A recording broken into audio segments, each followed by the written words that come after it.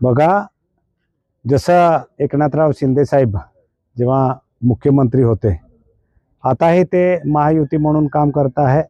या राज्याचे मुख्यमंत्री देवेंद्र फडणवीस साहेब, अजितदादा आणि आमचे शिंदे साहेब।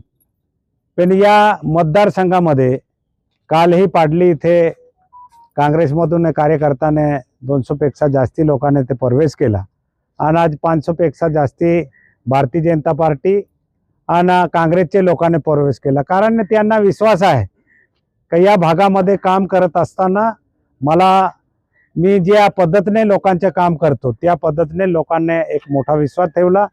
जे लाडकी बहीण असेल, जे योजना असेल, आज भांडे वाटपाचे कोणतीही योजना असेल, आम्ही प्रभावीपणे राबवतो आणि म्हणून मोठा विश्वासाने भारतीय जनता पार्टीचे आणि काँग्रेसचे लोक शिवसेनेमध्ये प्रवेश करत आहे।